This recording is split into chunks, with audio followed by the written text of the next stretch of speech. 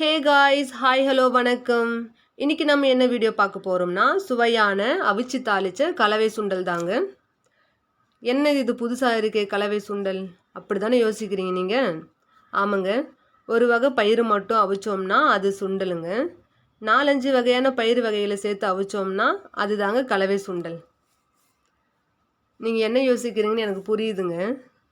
இது என்னடா சுண்டலுக்கு வந்த சோதனை அப்படி தானே நினைக்கிறீங்க? குட் ஜோக் இல்லை? ஓகேங்க. இங்கே பார்த்தீங்களா, என்னென்ன பயிறு வகையெல்லாம் நம்ம இதில் சேர்த்துருக்கோம்னா, வெள்ளை மொச்சை, பெரும்பயிறு, ஒயிட் சன்னா, ப்ரௌன் சன்னா, இது எல்லாம் தாங்க நம்ம இப்போ சேர்த்துருக்கோம். இதில்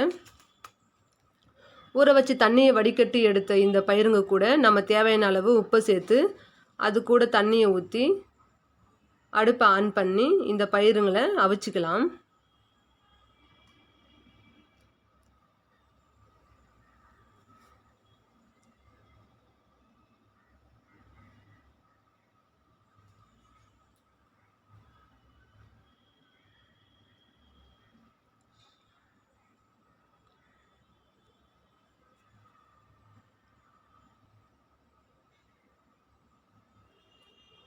இப்போ பாருங்கள், இந்த பயிறு நல்லா வெந்துடுச்சுங்க.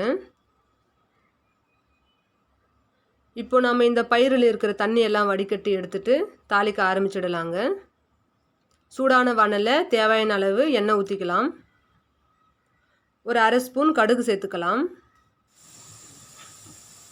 அது கூட 2 பச்சை மிளகாய் சேர்த்துக்கலாம்.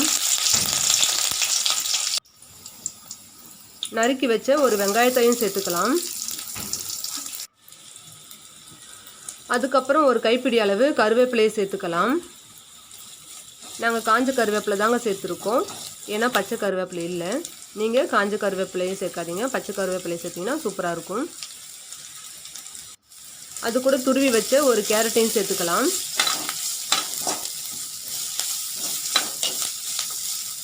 இப்போது ஒரு 10 செகண்ட் வதக்கின பிறகு நம்ம அவிச்சு வச்ச சுண்டல் எல்லாம் கொட்டி ஒரு கிளறி விட்டு எடுத்தோம்னா சுவையான அவிச்சு தாளித்த கலவை சுண்டல் ரெடிங்க.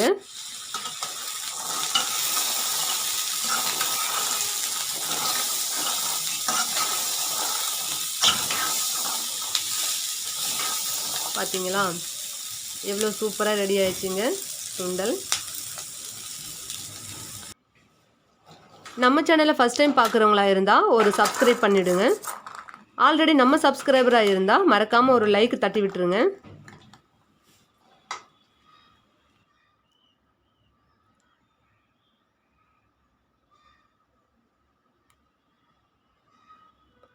இது போன்று இன்னொரு பயனுள்ள வீடியோவில் உங்களை சந்திக்கும் வரை உங்களிடமிருந்து விடைபெறுவது உங்கள் கிரேசி குயின்.